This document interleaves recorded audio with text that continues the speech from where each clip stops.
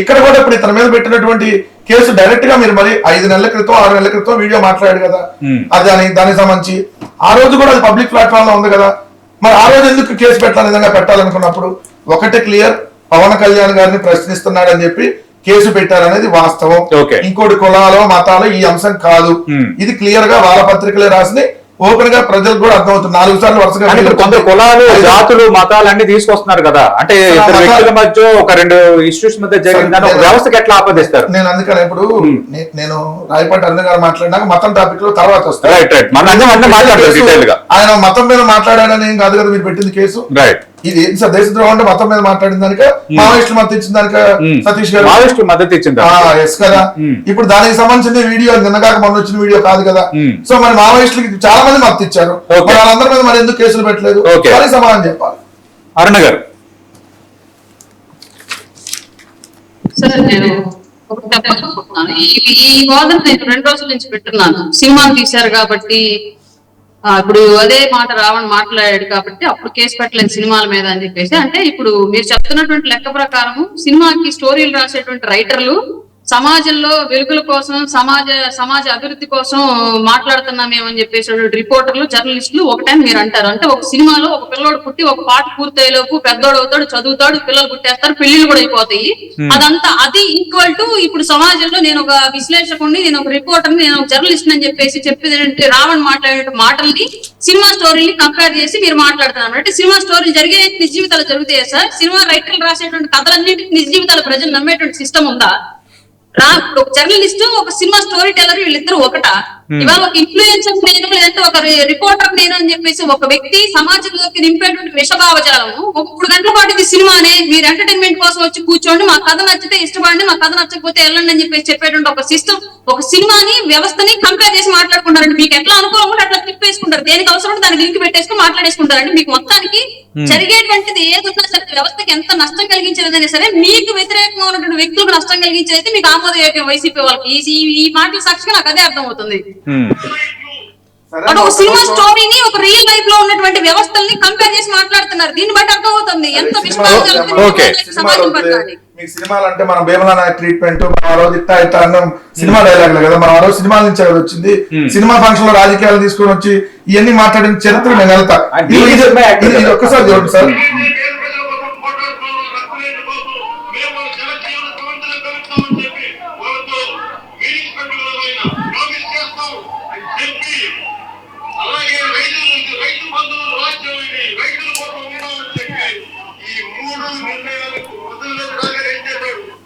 ఇది నక్సలైట్లకు మద్దతుగా పవన్ కళ్యాణ్ గారు ప్రజారాజ్యం పార్టీ అప్పుడు మాట్లాడి, మరి ఇది కూడా పబ్లిక్ ప్లాట్ఫామ్ లో ఉంది కదా, మరి దీని మీద కూడా మనం కేసు పెట్టొచ్చు కదా. జరుపుతా ఉన్నాడు కాంగ్రెస్ పార్టీ వాళ్ళు శాంతి చర్చలు జరుపుతా ఉంటే ఈ రోజు నక్సలైట్లకు మద్దతుగా అతను మాట్లాడాడు. వీళ్ళేంటి జనజీవన శ్రమంలో వాళ్ళు తీసుకొని వచ్చేది కాంగ్రెస్ పార్టీ వాళ్ళు అక్కడే ఉండాలి, ఏదైతే ఈ రైతులకి వీళ్ళందరికి ఇబ్బందులు వస్తే నక్సలైట్లు అక్కడే ఉండి ప్రశ్నించాలి అని వాళ్ళకి మద్దతుగా మాట్లాడిన వీడియో జనజీవన శ్రమంలో తీసుకొచ్చి రాజశేఖర రెడ్డి గారు కదా ఆ రోజు చర్చలు జరిపి 2004-2009 మధ్య సక్సెస్ అవ్వలేదు, బట్ చర్చలు అయితే జరిపారు. అప్పుడు చాలా వరకు వచ్చేసారు కదా సార్ నక్సలైట్లు. ఈ 2 రాష్ట్రాల్లో ఏదైతే ఉండకపోవడానికి కారణం ఆ రోజు రాజశేఖర రెడ్డి గారు వాళ్ళందరం తీసుకొని వచ్చారు. సినిమాలో 100 రకాలుగా చూపిస్తారు, 100 రకాలుగా చెప్తారు. సినిమాలను కూడా ఇంకా మనం తప్పు పడతామా అన్నది కొన్ని సినిమాలు కూడా వివాదాలు అయ్యాయి, నేను కాదనట్లేదు. ప్రతి ఒక్క కూడా బ్యాన్ చేసినటువంటి పరిస్థితి భారతదేశంలో ఉంది కదా. కొన్ని సినిమాలని భారత ప్రభుత్వం విడుదల చేయకుండా సెన్సార్ బోర్డు సర్టిఫికేట్ ఇవ్వకుండా వాటికి పూర్తిగా బ్యాన్ చేసినటువంటి సినిమా ప్రపంచాన్ని చేసినటువంటి కొన్ని ఘటనలు ఉన్నాయి కదా. సినిమాలను చూస్తే కదా ఇప్పుడు ప్రభావితం అయ్యేది చాలా మంది యువత కూడా, మీరు వాళ్ళు చెప్పిందే కదా. మరి అలాంటిది ఒక ప్రముఖ హీరోలుగా ఉన్నటువంటి వ్యక్తులు నక్సలిజాన్ని ఎంకరేజ్ చేస్తూ సినిమాలు తీసినప్పుడు మరి దాని వైపు యువత వెళ్లకుండా ఎలా ఉంటది? అదే మన హీరో నక్సలిజాన్ని ఎంకరేజ్ చేస్తున్నాడు అని చెప్పి వెళ్తారు కదా. మరి అప్పుడు మన భీమలా నాయక్ ట్రీట్మెంట్లు ఇవన్నీ అదే కదా. మరి మీరు ఇప్పుడు దాన్ని మనం వ్యతిరేకంగా మాట్లాడితే ఎట్లా? అసలు ఈ కేసు ఎందుకు పెట్టారో సమాధానం వాళ్ళు చెప్పానండి. ఓకే, ఇదిగోండి దీనికోసం సంబంధించి ఈ వీడియో ఎప్పుడే వచ్చింది కాదు కదా, మరి ఆ రోజే పెట్టాలి కదా నిజంగా తప్పైనప్పుడు. కృష్ణారావుపై కేసులు పెట్టిన తర్వాత పరిశోధనలో భాగంగా మొత్తం పాత వీడియోలు 5,000 వీడియో జనసేన ప్రోవోకింగ్ గా ఉండడం కింద ఈ వీడియోలన్నీ కేసులు పెట్టామని పోలీసులు ఇస్తున్న వివరణ. మీరు 4 నెలలు 5 నెలల క్రితం వీడియోలు దిండి అదే ప్రశ్న యూట్యూబర్ సంబంధించినటువంటి దాంట్లో ఆ కింద కామెంట్స్ లో ఈ వీడియోలన్నీ పోస్ట్ చేసి ఉంటారు జనసేన వాళ్ళు. రైట్, కృష్ణారావు గారు ఏం మాట్లాడారో చూద్దాం one by one. Please play videos. సనాతన ధర్మాన్ని ఒక్కొక్కసారి కొంతమంది ట్రోల్ చేస్తూ సన్నాతుల ధర్మం అని చెప్పని అంటారు. దాన్ని బూతు కింద కూడా వాడతారు. బంగ్లాదేశ్ లో పుట్టిన లేఖనా కొడుకులు హిందువులు మహాభారతం తీసుకొచ్చి ద్రౌపదిని చీరలాగారు, మన ఇతిహాసాలు చెప్పిన అని చెప్పి చెప్పరా నా కొడక, నువ్వు సొంత రాజ్యంలో తరిమించుకొని రాముడు అని చెప్పినట్టు ఎలా ఉంటది? రాజ్యంలో పోండి చెప్పని కదా తరిమించుకొని అడవిలో అడుక్కు తిని రామాయణంలో సీతను వదిలేసిన రాముడి గురించి నువ్వు చెప్పాను చేపించరా? ఈ రోజు అగ్నిప్రవేశం చేపించరా నా ప్రకారం? సీతను వదిలేసిన రాముడిని ఆదర్శంగా తీసుకుని ఈ రోజు ఎంతమంది భర్తలు వాళ్ళ భార్యను అగ్నిప్రవేశం చేపిస్తారని చెప్పని రోడ్డు మీద అడగరా నా ప్రకారం? ఇక్కడ స్టార్ట్ చేయండి. రైట్, వెంకటరెడ్డి గారు ఈ వ్యాఖ్యలు మీరు సమర్థిస్తారా? కృష్ణారావు ఈ విధంగా హిందూ దేవతలు వాటికి సంబంధించి చేస్తున్న వ్యాఖ్యలు. ఒకటి సార్, అది మీరు ఫుల్ వీడియో గంట సేపు ఉంది, ఆయన దాని మీద వివరణిస్తా కూడా ఒక వీడియో చేశాడు. మీరు అంతసేపు ప్లే చేశారు కాబట్టి నేను అంతసేపు చాలా వీడియోస్ ఇదిగోండి.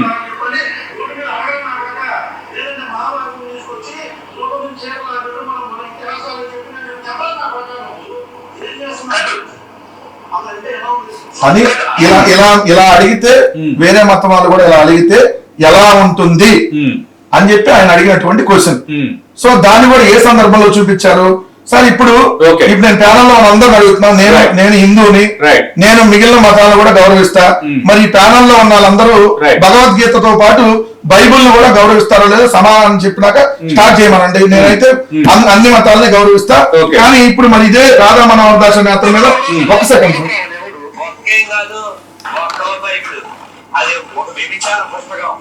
బైబుల్ అనే దాన్ని పెట్టుకొని వ్యభిచార పుస్తకం దారుణంగా మాట్లాడితే ఆ వీడియోలు పబ్లిక్ ప్లాట్ఫామ్ లో ఉంటే మరి ఇదే రాధా మనోహర్ దాస్ మీద ఇప్పటి వరకు ఎందుకు చర్యలు తీసుకోలేదు? పాయింట్ నెంబర్ 1 చూడండి.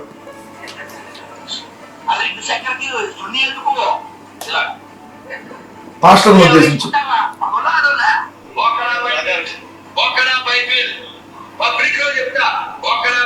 ఓకే, రైట్, దీనికి సమాధానం తీసుకుందాం. వెంకటరెడ్డి గారు జరగాలి డిస్కషన్, జరగాలి కాబట్టి రావణన్నాడా లేదంటే ఇంకొక నేను ఇప్పుడు ఈ వీడియో వెంకటరెడ్డి గారు నా ప్రొఫైల్ ఏంటి మీ అందరికీ తెలుసు, నా ప్రొఫైల్ ఏంటి మీ అందరికీ తెలుసు. నేను ఎంత బిగ్ డిబేట్ పెట్టిందో మొత్తం నేను అదే అన్నాను. కృష్ణారావన్ ప్రశ్న మిగిలే ఉంది అనటంలో అన్ని కోణాలు మాట్లాడటమే, అన్ని కోణాలు మాట్లాడటమే. ఇప్పుడు హిందూ మతం మీద రావణ్ తీవ్రమైన వ్యాఖ్యలు చేసి ఉంటే అదే రాధా మనోహర్ దాస్ నాగార్జున గారు చేసినప్పుడు బైబుల్ లేదు, డాష్ లేదు, అదొక డాష్ ఇది అని మాట్లాడినప్పుడు మరి ఇది కూడా ఇంతకంటే తీవ్రమైన వ్యాఖ్యలు కదా. ఇప్పుడు ఆయన వ్యాఖ్యలు మరి ఆయన కంప్లైంట్ చేయండి మీరు. సార్ నేను వెళ్తాను ఈ ప్యానల్ లో వాళ్ళని తీసుకొని మరి వాళ్ళు కంప్లైంట్ ఇచ్చి కేసు రిజిస్టర్ చేస్తారు. మరి ఎందుకంటే వీళ్ళందరూ అధికార పార్టీకి సంబంధించిన వాళ్ళు ముగ్గురు కూర్చోబెట్టారు గట్టులో. నా మాట కూడా వినండి, వాళ్ళు మాట్లాడితే డిస్టర్బ్ చేయను. టీడీపీ జనసేన బీజేపీ 3 కూటమిలోనే ఉన్నారు కదా. ఇప్పుడు ఇతర మీద కూడా అదే చట్టాలని ఉపా లాంటి చట్టాలను ఉపయోగించి ఏదైతే మరి రాధా మనోహర్ దాస్ కూడా అరెస్ట్ చేయాలి. నాగార్జున గారు మీరు సమాధానం చెప్పాలి దీనికి. సార్ నేను సమాధానం చెప్తాను. ఈ సమాధానం మా తెలుగుదేశం పార్టీ మిత్రులకు కానీ జన సైనికులకు కానీ ఎటువంటి సంబంధం లేదు. ఎన్డీఏ తరపు నా పార్టీ తరపున మాత్రమే నా స్టాండ్, ఎన్డీఏ తరపున స్టాండ్ కాదు. నేను క్లారిటీగా చెప్తాను, మా సోదరులు గుర్తుపెట్టుకోవాలి. సరే సార్ మీరు క్వశ్చన్ అడగండి. ఇంకా ఇప్పుడు నేను ఒకటే అడుగుతున్నా వైసీపీ మిత్రుల్ని, రావణ్కి మీరు సపోర్ట్ చేస్తున్నారా లేదా? ఎస్ఆర్ నో ఒక మాట చెప్పండి, నేను డిస్కషన్ కంటిన్యూ చేస్తా. మీరు సపోర్ట్ చేస్తున్నారా లేదా? మీరు సపోర్ట్ మేము మద్దతు తెలపట్లేదు. మీరు సపోర్ట్ చేస్తున్నారా లేదా? ప్రొఫెసర్ నాగేశ్వర గారు మాట్లాడిన ప్రతి వీడియోకి మేము మద్దతు తెలపట్లా, ప్రకాష్ రాజ్ గారు మాట్లాడిన ప్రతి వీడియోకి మేము మద్దతు తెలపట్లా, జనా శ్రవణ్ గారు మాట్లాడిన ప్రతి దానికి మేము తెలపట్లా. మీరు ఏదైతే వరుసగా 4 కేసులు 4 రోజులు పెట్టి 4 రోజులు వరుసగా బెయిల్ రాగానే 5వ రోజు కేసు ద్రోహం కింద తప్పుడు కేసులు పెట్టి అరెస్ట్ చేసింది. ఒకటే అడుగుతున్నా, సంబంధించి సుప్రీం కోర్టులో కేసులు కూడా సాయం చేస్తారు మీ పార్టీ కొంత నేతలు అన్నమాట. వాస్తవం సంబంధం లేదని ఎందుకు ఈ రోజు కూడా కమ్యూనిస్ట్ పార్టీ ఆధ్వర్యంలో రౌండ్ టేబుల్ జరిగితే ఆల్రెడీ మా పార్టీ నుంచి కూడా అంబటి రాంబాబు గారు అటెండ్ అయినా. నేను క్లియర్ గా చెప్తుంది, మీరు ఉపా లాంటి చట్టం అరెస్ట్ చేయడాన్ని, ఉపా లాంటి కేసులు పెట్టి అరెస్ట్ చేయడాన్ని మేము తప్పుపడుతున్నాం. అతను మమ్మల్ని తిడతా కూడా నెంబర్ ఆఫ్ వీడియోలు పెట్టాడు. సో అందుకంటే మా మనిషి అవడు కదా. సో మమ్మల్ని తిడతా పెట్టినప్పుడు మేము ఇప్పుడు అంశం ఇప్పుడు నాగార్జున మాట్లాడిన తప్పుంటే తప్పని మాట్లాడతాం, ఆయన మాట్లాడి ఒప్పుంటే ఒప్పని మాట్లాడతాం. సార్, నేను ఒకటే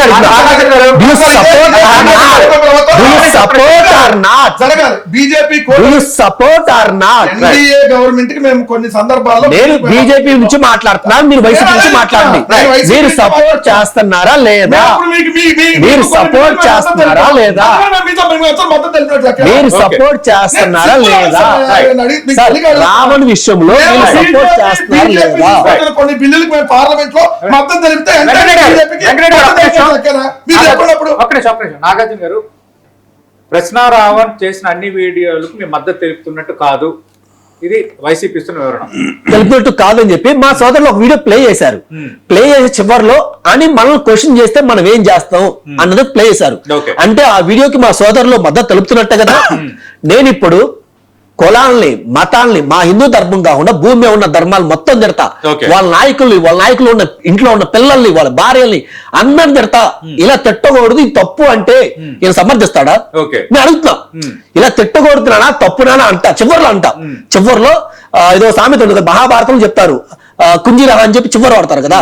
సో ఇన్ని మాటలు మొత్తం మాట్లాడి అయ్యో తప్పు నాన్న, ఇలా తిట్టకూడదు, ఇలా తిడితే పాప నాన్న అంట. మరి వెంకటరెడ్డి గారు సపోర్ట్ చేస్తారా వీడియో కంటే? మేము ఇప్పుడు తిడతాం. మరి మీరు రెడీయా? మీరు రెడీయా చెప్పండి. మరి మీరు రెడీయా? అనాల్సి అనేది ఒక కౌంటర్ అవ్వటం అనేది సైడ్ కి కనిపించుకుంటుందా? ఇది నాగార్జున గారు ఇది తప్పు కదా. నేను స్టార్టింగ్ చెప్పా, రావణ్ మాట్లాడినా తప్పే, పవన్ మాట్లాడినా తప్పే అని చెప్పాను. మరి మీరు ఎందుకు హిందూ భావాలతో మీరు ఎందుకు అనుకుంటున్నారు? ఆయన తప్పు చేశాడు, ఉపాసట్టు దేని పెట్టారు చెప్పండి, దేని పెట్టారు? ఆ చట్టం మీరు చదువుకున్నారా? ఆ చట్టం మీరు చదువుకున్నారా? ఆ చట్టం మీరు చదువుకున్నారా? ఎన్నిసార్లు అమెండ్మెంట్ ఎన్నిసార్లు అమెండ్మెంట్ ఒక ఒకటికి చెప్తా సార్, ఒకసారి చెప్తాను చెప్పండి. వినండి సార్. ఇప్పుడు 1967 లో ఆ చట్టం వస్తే ఆ చట్టాన్ని మాట్లాడడానికి సమయం ఇవ్వాలి. ఒక 10 ఎక్స్ మంత్రి వచ్చి, ఒక 10 ఎక్స్ మినిస్టర్ వచ్చి దేశం కోసం క్రియేట్ చేసిన ఒక చట్టాన్ని వచ్చి ఏమని అవమానిస్తాడు? ఇది ఇడ్లీ చట్టమో, ఉప్మా చట్టమో, పులిహార చట్టం అవమానిస్తే వాడిని ఇంతవరకు మీ పార్టీని సస్పెండ్ చేయాలి ఎదమని కలిసి యాక్షన్ తీసుకోవాలి. దేశం కోసం సతీష్ గారు నేను క్లారిటీ చెప్తాను. నా పార్టీని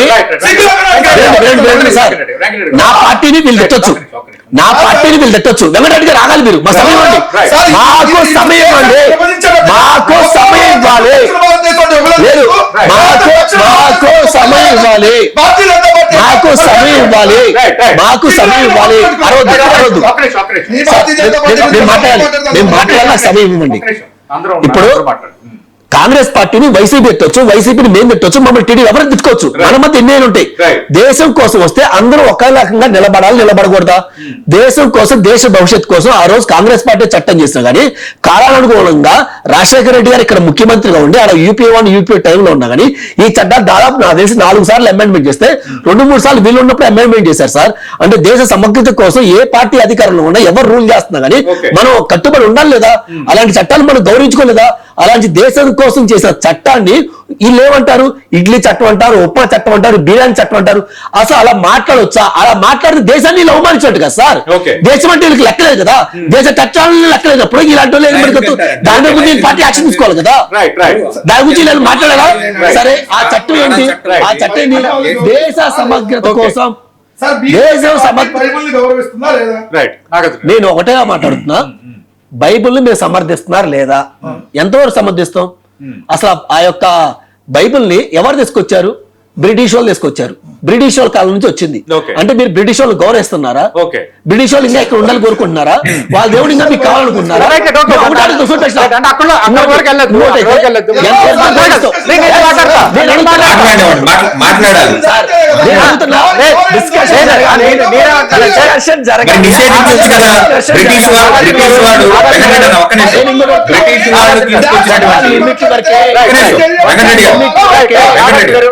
లిమిట్ వరకే మేము సతీష్ గారు, సతీష్ గారు, గౌరవించము. మా ఇళ్ళకి వచ్చి ఇళ్లలోకి వచ్చి సతీష్ గారు, మత మార్పిడి చేస్తుంటే వెంకటేశ్వర మేము ఒక్కరు గౌరవించాలి. వెంకటేశ్వర మీరు మాట్లాడద్దు. ఒక్క నిమిషం. సింగనూరు One minute, sir. బ్రిటిష్ వాడు తీసుకొచ్చినటువంటి బైబుల్ ని మీరు నిషేధించండి. దాని గురించి వివరిస్తా. మీరు నిషేధించండి బ్రిటిష్ వాడు తీసుకొచ్చినటువంటి బైబుల్ ని. అదే చెప్తున్నా, వినండి సార్, వినండి. మా ఇళ్ళకి వచ్చి Okay. మా ఇళ్ళకి వచ్చి 30 సార్లు దిగి మతాలు మారండి, మతాలు మారండి, మతాలు మారుస్తా ఉంటే నువ్వు చేతులు పెట్టుకొని కూర్చోవాలా? ఓకే. ఒకప్పుడు క్రిస్టియన్స్ ఎంతమంది ఉన్నారు, ఇప్పుడు క్రిస్టియన్స్ ఎంతమంది ఎక్కడ తీయండి. నిన్న కాక మొన్న సభ పెడితే సార్, నిన్న కాక మొన్న సభ పెడితే ఆ సభలో జడ్డా శ్రావణ్ ఏ పార్టీకి సంబంధించినాడు సార్? ఆ పక్కన మల్లేశ్వర గారు ఏ పార్టీకి సంబంధించినాడు? 90% వైసీపీ స్పోక్స్ పర్సన్ కదా, 90% వైసీపీ పార్టీ సాధింపు పడలే కదా. అంటే మీ ఉద్దేశం ఏంటి? కులాల మధ్య చిచ్చు పెట్టాలి, మతాల మధ్య చిచ్చు పెట్టాలి, దానికి ఎంతకైనా దిగదాటాలని మీరు రెడీగా ఉంటారు కాబట్టి ఈరోజు ఆ తప్పులు చేస్తారు మీరు. ఒక్క నిమిషం. ఇంకోటి సార్, ఇంకోటి రిటైర్ అయినటువంటి ఐపీఎస్ అధికారి ఆయన కూడా వచ్చాడు. ఓకే. ఎవరు? సునీల్ కుమార్. సార్, ఇంకోటి ఓకే. సార్, ఒక కమిషనర్ అతను చనిపోయారు, ఆయన గురించి మీరు మాట్లాడారు. రైట్. సార్, ఆయన చనిపోయారని చెప్పి ఆయన వెనకేసుకుంటే ఈ పెద్ద మనుషులు వచ్చారు. ఆయన ఎందుకు వెనకేసుకొస్తున్నారు? దేశం కోసం, ధర్మం కోసం పోరాడిన పోలీసులు చంపినందుకు మీరు వెనకేసుకొస్తున్నారా? ఎందుకు మీకు ఆపరేషన్ కగారు చెప్పినప్పుడు ఏం చెప్పినావు? లొంగిపోండి లొంగిపోండి అని 30 సార్లు, 100 సార్లు, 1000 సార్లు, 10 సార్లు చెప్పినావు. మేము వాళ్ళని భోజనానికి పిలిచి ఆ భోజనంలో విషయం పెట్టి చంపలేదు కదా మేము ఎవరిని. భోజనానికి పిలిచి ఆ భోజనంలో విషయం పెట్టి మేము ఎవరిని చంపలేదు కదా. మరి ఏ నాయకుడు చంపాడు ఎందుకు మరి వెంకటరెడ్డి గారిని అడిగితే కూడా బాగుంటది. మరి మీరు చెప్పాలి. మేమేం చెప్పిన 1కి 30 సార్లు మేము 1కి 30 సార్లు 100 సార్లు మరీ మరీ చెప్తున్నాం. 1కి 30 సార్లు 100 సార్లు మరీ మరీ చెప్తున్నాం. వచ్చి అసహ్యంగా మాట్లాడినప్పుడు మరి అతని మీద మనం కేసు బైబిల్ ఇక్కడ కొట్లా. ఇది హిందూ దేశం, హిందువుల గవర్నమెంట్ ఇది. ప్రతి ఒక్కరు గవర్నమెంట్ గౌరవిస్తాం.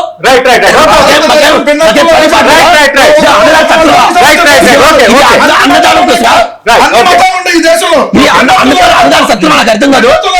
ప్రతి ఒక్కరు వచ్చి ముస్లింస్ వచ్చారు, క్రిస్టియన్ వచ్చారు, ప్రతి ఒక్కరు వచ్చి మా దేశం దోచుకు వెళ్ళారు. అన్నదానమా?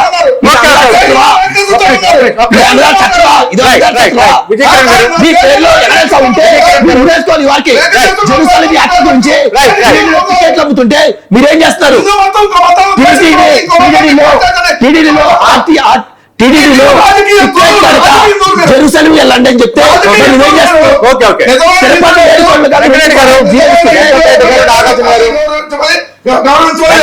నాగార్జున గారు ఒక్క నిమిషం ఆగాలి.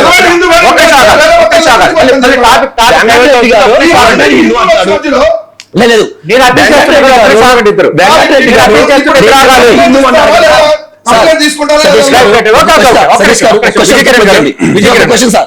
వెంకటరెడ్డి గారు నిజమైన హిందూ అన్నారు. నా పేర్లే వెంకటేశ్వర స్వామి అన్నారు. షాబాష్, నేను మెచ్చుకుంటున్నా. ఓకే, మరి అంత హిందూ భక్తి ఉన్నప్పుడు, మరి అంత హిందూ అయినప్పుడు తిరుపతి 7 కొండలు కాదురా బాబు, 2 కొండలు జీవి. మరి మీ దేవుడితో మీరు ఎందుకుంటున్నారు? మీరు ఎందుకుంటున్నారు? సమాజం చెప్పండి. మరి ఆయన జీవో తీసుకొచ్చి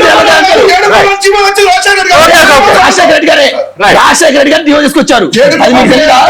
మరి ఆయనే కదా 2 కొండలను జీవో తీసుకొచ్చింది ఆయనే. 2 కొండలను జీవో తీసుకొచ్చింది ఆయనే. 2 కొండలను జీవో తీసుకొచ్చి దాన్ని క్యాన్సిల్ చేసి మళ్ళీ 7 కొండలు చెప్పారు సార్. వీళ్ళు ఎందుకు మాట్లాడతారు? చెప్పాలి. మాట్లాడండి.